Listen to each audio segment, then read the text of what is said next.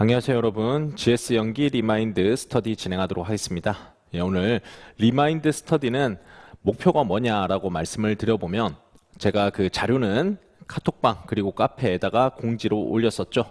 그래서 여러분들이 이 특강을 들으시기 전에 먼저 이 빈칸을 채우고 오셔야 돼요. 혹시 뭐 지금 특강을 자료를 안 보고 시작하신다라고 하시는 분들은 제 카페 가시면은 최근에 올라간 그 복습 스터디라고 하는 자료가 있을 겁니다. 거기 보시면은 이렇게 주제가 있고 쟁점 이렇게 쭉 안으로 기입이 돼 있고 주요 내용 키워드 이 부분이 빈칸이 돼 있어요. 그러면 여러분들이 그 빈칸에 제가 예시로 좀 적어 놓은 게 있습니다. 키워드만 적어라. 대략적으로 어떤 판례가 있었는지 그런 내용들만 요약해서 적어라. 이렇게 제가 예시를 보여드린 게 있거든요. 그 내용을 채우고 오셔야 되겠다. 여기 있는 지금 주요 내용 키워드로 적어 놓은 거는 제가 적어 놓은 겁니다. 그리고 요 내용을 여러분들이 채우고 난 다음에 목표가 뭐냐? 자, 이 리마인드 스터디의 목표는 여러분들한테 그 지금까지 20회가 넘는 강의 동안 길게 우리가 강의를 했었죠. 3시간 동안 20회를 강의했던 것을 하나하나 꼼꼼히 본다고 하면은 시간이 굉장히 부족할 겁니다. 근데 1기 개강 전까지 우리가 배웠던 내용들을 한번 보고 오자라는 취지입니다. 그리고 내용 자체도 깊이 있게 다루는 게 아니라 대략적으로 이런 내용이 있었고 결론은 이랬다라고 하는 스토리를 좀 더 깨우치자라는 취지가 있습니다. 이거는 여러분들이 어떤 영화를 볼 때 처음부터 끝까지 계속 긴장해서 내용을 봐야 된다라고 하면은 굉장히 필요하고 그리고 그 내용이 다 떠오르지도 않고 한데 한번 여러분들이 봤던 영화 같은 경우에는 어떻습니까? 그러면 줄거리가 어느 정도 기억이 나고 나면은 그때는 줄거리 라인 이후에 세세한 부분도 볼 수 있게 되고요. 그리고 좀 안다 싶으면은 그 내용에 대해서 다시 볼 때 그런 지루함이라든지 어려운 것들을 크게 겪지 않는다는 거죠. 영화로 얘기가 좀 와닿지 않으면은 길도 한번 생각해 보십시오. 처음 여러분들이 이사를 가신 다음에 처음으로 길을 걸어보면 되게 골목길의 그 위치라든지 아니면 지하철역의 위치라든지 이런 것들 눈에 안 익으면요 되게 헤매게 되죠. 그 길을 걸어가는 시간 동안 굉장히 길게 느껴집니다. 그런데 여러분들이 계속해서 반복해서 길을 걷다 보면요 어느 순간 익숙해지고 나면은 그 시간이 체감하는 시간 자체가 굉장히 줄어드는 걸 느낄 겁니다. 이렇게 내용을 안다, 익숙하다라고 느끼는 것은 나중에 재생하는 데 있어 가지고 여러분들이 2배, 3배 시간을 절약할 수가 있게 되고요. 그리고 처음에는 판례 문장 되게 길지 않습니까? 그 내용을 하나하나 꼼꼼히 본다는 게 처음에 힘들어요. 근데 대략적인 스토리를 알고 있으면은 처음에는 모든 문장이 다 중요해 보이다가 나중에는 처음 판례의 논리 전제 그리고 판례의 결론 이렇게 잡고 나면은 그 다음엔 여러분들이 이 내용을 알고 있으니까 나중에는 판단 요건 이렇게 해서 암기하는 내용들도 조금씩 분산이 되고 그리고 더 깊이 있게 암기를 할 수 있게 됩니다. 그래서 지금 목표는 여러분들이 세세한 내용보다는 대략적으로 어떤 내용이 있었다라는 뼈대를 세우자는 데 목표가 있다. 이렇게 말씀드리고 시작하도록 하겠습니다. 자, 오늘 첫 번째 강의의 목표는 일단 포괄임금까지 가는 게 목표예요. 그래서 여러분들이 시간 되면은 제가 한번 끊었다 갈 거긴 한데 그래도 여러분들이 첫 강의에서는 포괄임금까지 갈 거고 그렇지만 제 강의 진도와 상관없이 여러분들은 끝까지 다 풀어보신 다음에 이걸로 본인이 생각하셨던 내용들이 떠오르는 게 제가 말씀드린 내용하고 거의 부합하느냐 이런 것들만 좀 체크하시면 좋겠어요. 자, 맨 처음에 내용 보시는 게 근로계약 당사자의 권리 의무 파트였고 안전배려 의무가 하나의 쟁점이었죠. 자, 안전배려 의무에서의 문제는 이 내용이 근로계약 내용 안에 없다는 거죠. 계약서에는 아무것도 적혀 있지 않은데 그런데 사용자에게 안전배려 의무 위반했다는 이유로 손해배상 청구를 할 수 있느냐 근로계약의 사용자의 의무로 인정할 수 있느냐 이게 문제였죠.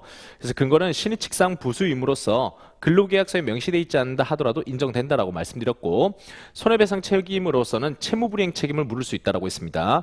불법행위 책임은 당연히 인정될 수 있어요. 고의 또는 과실로 손해를 끼쳤으면. 근데 우리는 그걸 요구하는 게 아니라 계약서의 내용으로서 위반했을 때 손해배상 책임 물을 수 있냐 이렇게 다뤘었죠. 인정된다라고 말씀드렸고요. 다음 경업금지 의무 파트로 넘어가시면 자, 경업금지 같은 경우에는 존속기간부터가 문제가 됐었죠. 존속기간은 근로계약의 부수적 의무로서 당연히 계약을 체결했을 때는 신의칙상 당연히 인정되고 있었죠. 근데 근로관계가 종료된 후 실제 필요한 거는 종료된 이후에 그 회사의 영업비밀을 빼돌려서 딴 회사 가거나 아니면 자기 사업자 차리는 거 이걸 막아야 되는 게 필요가 있었죠. 그때 우리는 특약이 있을 때만이 가능하다라고 말씀드렸습니다.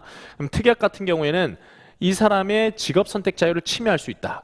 근로권을 침해할 수 있다 라고 했기 때문에 민법 103조 위반이 되면 그땐 무효가 되고 민법 103조 위반이 아니면은 무효가 되지 않았죠. 그래서 판단 기준이 두 문자로 제가 써놨죠. 사퇴, 기역직, 대경공, 연지정모 시인 이렇게 따는데 뭐 긴 내용보다는 결론만 좀 간단히만 두 가지만 말씀드리면 보호가치 있는 사용자 이익이 있느냐, 뭐 퇴직 경위는 어땠느냐, 그리고 근로자가 이것 때문에 얼마나 직업 선택 자유를 침해받느냐 이런 것들을 가지고 따졌었고요. 그다음에 보호가치 있는 사용자 이익 같은 경우에도 영업비밀 플러스 알파다 이렇게 얘기했었죠. 다음 가시면은 특약, 이런 특약을 체결하고 난 다음에 이 특약이 방금 말씀드렸던 보호가치 있는 사용자 이익이다, 뭐 영업비밀에 해당한다 이런 것들은 누가 입증해야 되느냐, 사용자가 입증해야 된다고 봤습니다. 그리고 여기 빈칸에 특별법이 있었는데 이 특별법은 특약이 없다 하더라도 우리는 부정경쟁방지법이라고 하는 그 법률에 의해서 영업비밀에 해당하면 특별법에 의해서도 아무런 특약 없이도 전직금지 아니면 손해배상 청구 이런 것들 가능하다고 말씀드렸어요. 자, 명예퇴직자 재취업금지약정, 이게 최근에 나왔던 판례다라고 말씀드렸죠. 이거는 명예퇴직한 사람한테 다른 직장 가지마라고 했던 사건이었죠. 근데 이거에 대해서는 엄격 해석을 해야 된다. 명예퇴직에서 이제 앞으로 노후 생활하기 힘든 사람한테 다른 직장 가지마 하면은 정말 사형 선고되지 않겠습니까? 그래서 다른 직장이라고 했을 때 그 직장의 이직 그리고 해당 직무를 하면서 영업비밀의 침해 가능성 이런 것까지 봐야 되지, 단순히 그냥 경쟁업체 취업했다 해가지고 무조건 경업금지 의무 위반이다 이렇게 봐서는 안 된다고 했었죠. 자, 다음에 취업청구권 쟁점으로 넘어갑니다. 취업청구권은 첫 번째 출발점이 이게 근로자의 권리냐 아니면 사용자의 권리냐 이렇게 시작을 했었죠. 원래는 노무지휘권, 업무지시권 이거는 사용자가 할 수 있는 사용자의 권리의 하나에 해당하죠. 권리 또는 권한에 해당하죠.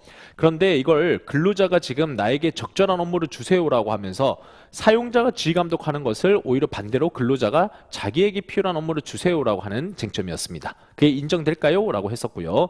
자, 우리 판례 같은 경우에는 인격 실현을 위한 배려해야 될 신의칙상 의무가 있다라고 했었죠. 그래서 근로계약 체결하면요, 적절한 업무를 줘서 근로자의 인격을 실현시켜줘야 된다. 그걸 사용자가 배려해야 된다라고 하는 신의칙상 의무로 인정했고요. 사용자의 의무니까 반대로 근로자의 권리가 되겠죠. 그러면 이걸 위반했을 때 손해배상 책임에 대해서는요. 근데 채무불이행을 인정했으면 완벽했을 텐데, 근데 아쉽게도 정신적 고통에 따른 손해배상, 즉 불법행위 책임을 인정해서 평가 부분에서 제가 말씀드릴 때 이게 명확하게 손해배상 인정한 건 긍정적인데 채무불이행까지 갔으면 좋았을 텐데 그렇지 않아서 좀 애매한 면이 있다 이렇게도 설명드렸었습니다. 다음은요, 근로계약서 작성에 대한 교부 의무에 대한 부분 가시면요, 요거는 변심 문제에서 기출문제가 나왔었죠. 명시 의무, 교부 의무 차이라고 했는데 명시는 보여주는 거고 교부 의무는 서면을 작성해서 주는 거다라고 했습니다. 두 개 차이는 법조문의 위치도 달랐지만은 근무장소 종사할 업무에 대해서는 명시 의무는 있었지만 서면 교부에 대한 부분으로 명시돼 있지는 않았죠. 그래서 서면 교부할 때는 장소나 종사 업무는 빼고 가도 괜찮을 수 있다라고 말씀드렸고요.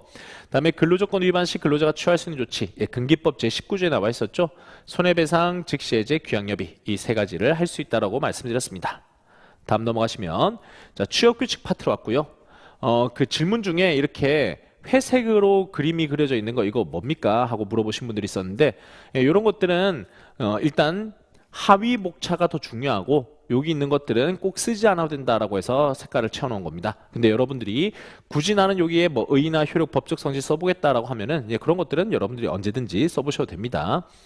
자, 취업규칙 작성 방법, 별도 작성 가능한지. 작성 파트에서는 불이익 변경이 훨씬 더 판례가 많았지만은 작성도 여러분들이 시험 문제에서 논의의 전제로 물어볼 수가 있단 말이죠. 그래서 작성에 대한 판례도 대략적인 기억을 해놓고 있어야 됩니다. 자, 별도 작성 가능하냐? 집단별로 아니면은 직무별로 또는 통상근로자, 단시간 근로자 이렇게 작성 가능합니까? 작성 가능하다 했죠. 그래서 일부 적용 취업규칙 작성 가능하고 여러 개 합한 것을 하나의 취업규칙이다 이렇게 얘기했었고요. 다음에 작성 절차에서는 의견 청취, 효력 발생 요건 아니었죠? 신고도 효력 발생 요건 아니었죠?